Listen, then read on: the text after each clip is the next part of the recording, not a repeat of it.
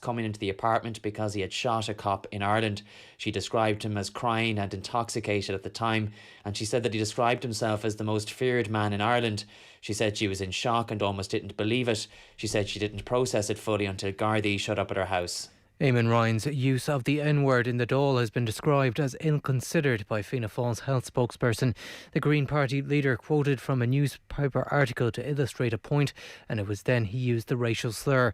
Deputy Ryan has apologised. Fianna Fáil's Stephen Donnelly says that type of language shouldn't be used in any context. He was speaking out against racism. I think it was a very ill-considered thing for Eamon to do.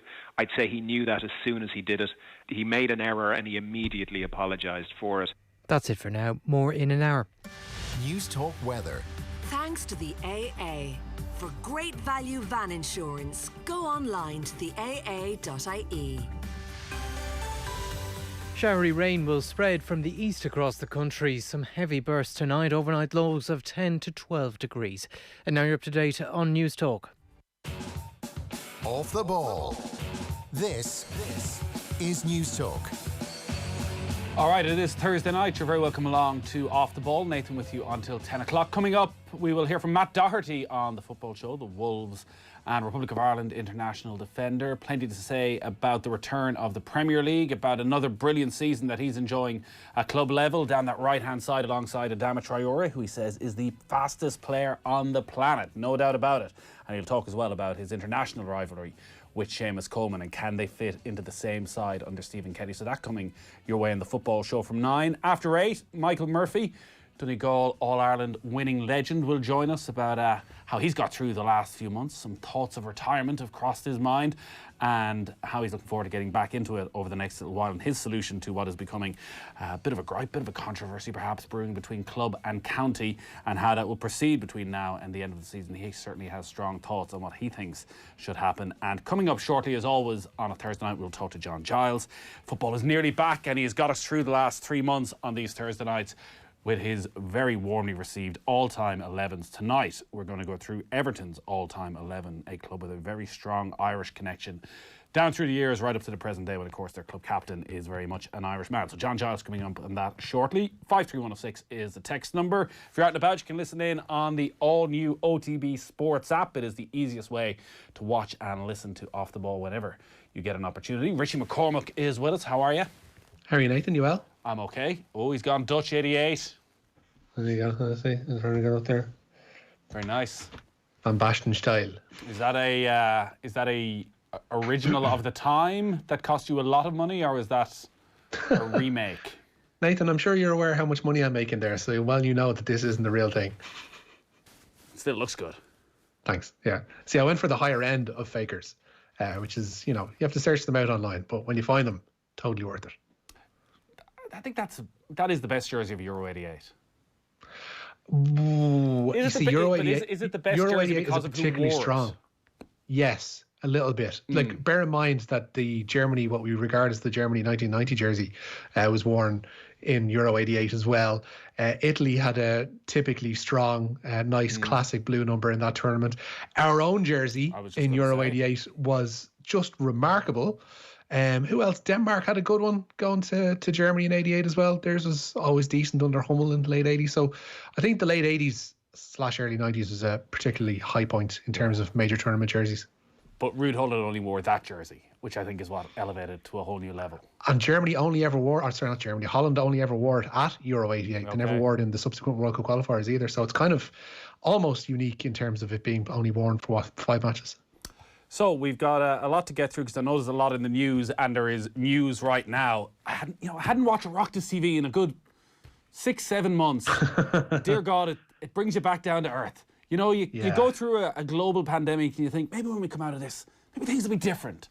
And you only got to sit down and watch Oireachtas TV for a little while to realise they won't. Because right now, as we speak, Shane Ross, who is still the Minister for Sport, is taking questions about a lot of the big topics in sport, including Daniel Kinahan's role in boxing right now, and also with regards to the FAI, because there were big meetings today between the clubs and the FAI on what exactly is going to happen, both at a grand level with the FAI in terms of their finances and with the League of Ireland.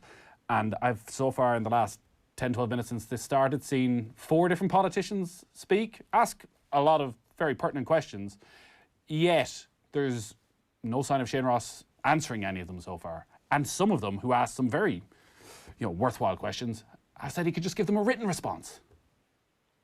Yeah, I'd say that could be a trend for the rest of the evening, such as the layers to the stuff that will be asked of Shane Ross this evening, particularly regarding the FAI and particularly regarding the Kinahan situation unfolding as it is. Shane Ross would want to be on top of his brief heading into that meeting this evening, and there's a lot of stuff that might be beyond his ability to answer straight away tonight. So I'd expect a lot of those present who are asking questions, and I'm sure are asking those typical multi-part questions, are going to receive written answers in the coming weeks and not necessarily the sound bites that we all crave. All right, let's get into the news round then, because, as I say, there is a lot going on today. And let's start with Daniel Kinahan then, because this story we obviously covered on the show last night. It has escalated very much to a governmental level today. It has, yeah. The Department of Foreign Affairs has contacted authorities in the United Arab Emirates regarding the role of Daniel Kinahan in the proposed meeting of Tyson Fury and Anthony Joshua. The once MTK Global founder was thanked several times by Fury on social media for making the deal happen. Fury's promoter, Frank Warren, later described Kinahan as Fury's special advisor, and he also highlighted an existing relationship between Kinahan and promoter Eddie Hearn. Addressing Labour leader Alan Kelly in the Dáil today, Taoiseach Leo Varadkar said, "I can certainly assure you there has been contact between the Department of Foreign Affairs and the authorities in the UAE about the matter." And in an interview of which you can hear more on tomorrow's OTB AM, Fine Gael TD Neil Richmond says the Kinahan issue can't be allowed to fade from view. I've also taken to some of the major broadcasters who would be the ones most likely to broadcast the fight, to let them know that, one of the key instigators in this is Daniel Kinahan, and this is what he's known for in Ireland. It mightn't have come across some of the desks of some of the large UK broadcasters, but they need to know that if they engage that, if they pursue this, if they legitimise his role, they are adding to the whitewashing of his behaviour and background. We can't just let this be something we talk about for a day or a week. It has to be, if this fight is still going to go ahead, if the international boxing community is going to be content to involve someone like Daniel Kinahan from Irish jurisdiction in fights and promotions going forward, I certainly believe that any future government, as well as the current government, have to be engaged with that and have to make our voice heard on the world stage. I know Kieran Cunningham last night raised the issue of if anybody has questions about individuals involved in boxing, who do you actually talk to? Who runs boxing? And it's not a straightforward answer, because there's many different governing bodies who all go about their business in different ways. And it does seem that, from listening to Neil Richmond and even Leo Varadkar, that they feel the way forward is to go towards the broadcasters, to those who will be stumping up the cash and a good chunk of it for this fight, and see can they hold any sway with those companies. Again, we're talking about large corporations here, but it is interesting how quickly it escalated.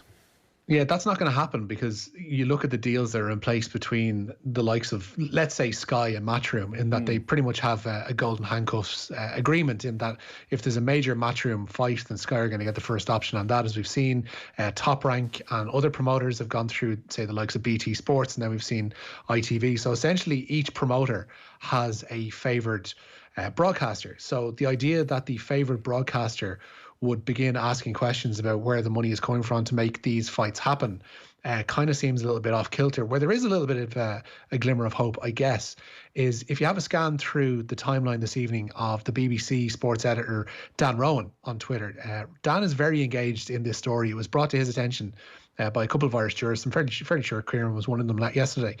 And Dan has been retweeting a lot of the exchanges in the Dáil today between Alan Kelly and between Leo Varadkar. He's retweeted a lot of pre-existing stories about Daniel Kinahan onto his timeline as well today. And he's also done up his own stories for BBC. So at least on that level, we are moving past the commentary that we've seen from a couple of the papers last night, which, described a questionable business past, and are moving into the actual facts of this case. Let's move on to the FAI then. So this is ongoing at the moment. There's questions been raised about the FAI and the League of Ireland at the moment. So between the two of us, we'll get across it all right up to the minute. What have you got? There's been no agreement on the FAI's financial package regarding a return to play in the SSE Electricity League. We were expecting that agreement to be announced this evening. The FAI instead say that a productive meeting was held today with all 19 clubs and that talks will continue over the weekend. Senior figures within the FAI were believed to have been upbeat about the financial package on offer prior to today's meeting, where the FAI statement mentioned the word productive. Dan McDonnell of the Irish Independent said that his inquiries as to how things proceeded today said they were a little bit all over the place. So I think this one has a lot of road to go before it's sorted out. Yeah, Neil O'Riordan from The Sun, I think his line was even the pessimists were pessimistic coming out of it. So in the Dáil at the moment, Mark Sherry has been one of the TDs who's talking, a Sligo TD. He asked a series of questions to Shane Ross, which he said Shane Ross could reply to in writing about the FAI and about the process involved in hiring the independent chairman, the interim CEO, the deputy CEO. Said there's considerable concern the new FAI in terms of process, procedure and governance looks a lot like the old FAI. He also asked Shane Ross to confirm that the FAI met his department yesterday to ask for money, and also says that the FAI are advertising for a permanent CEO from tomorrow. And John Fallon has that story as well in the last few minutes, that the FAI have appointed Odkers Bernstein to spearhead their search for a permanent chief executive, with advertisements due to be placed for the role from tomorrow. Okay, and I'm sure you're delighted about this news, Nathan. Justin Rose is the man to catch on the opening day of the Charles Schwab Challenge. The PGA Tour is back as of this afternoon. Rose carded a 7-under par opening round of 63 today. The world's top three have all just gone out together. Rory McIlroy is playing alongside John Ram and Brooks Koepka. Graham McDowell opened with a 1-under par round of 69, and Shane Lowry shot a 1-over 71. Ah, yes, Richie. Stop. This is the good stuff. This is the good stuff. Imagine there were Thursdays. 3 solid months coming in here on a Thursday, no golf, finishing work, wondering, great, what am I going to do for the evening? What to watch on Netflix? Now I'm back. The top 3 in the world. They'll be just hitting the back 9 when I get home. It's beautiful. It's a beautiful thing. And the Premier League's back next Wednesday. Live here and Off the Ball, Richie. We've got a lot of big games coming, including Arsenal Man City on the opening night. We're going to have a lot of Liverpool's big matches over the next couple of weeks, including their game against Manchester City. We will have their match against Crystal Palace. 2 games live every Sunday as well.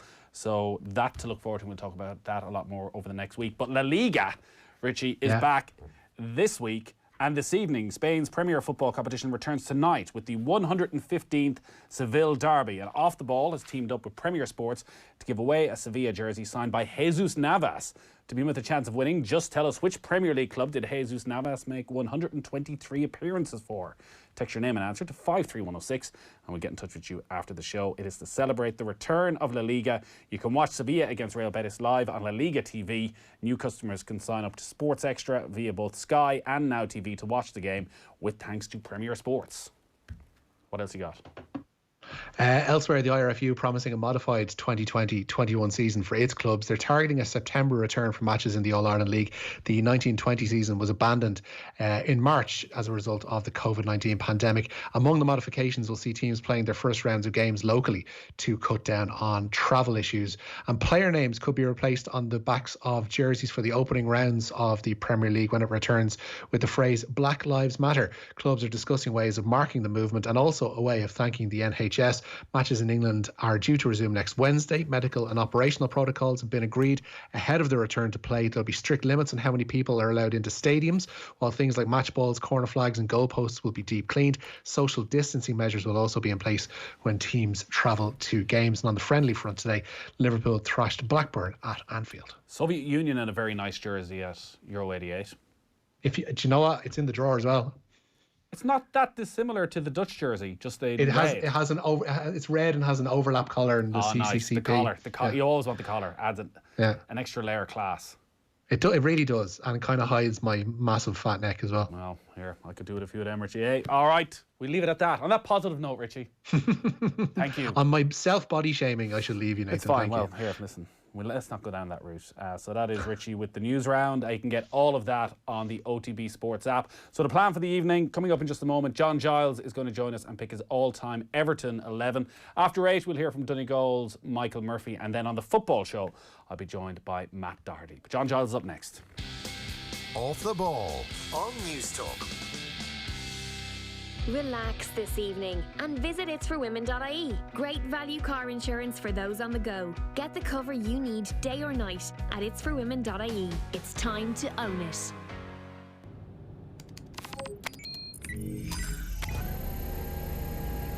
At Skoda, our new ozone sterilization system kills 99% of viruses and bacteria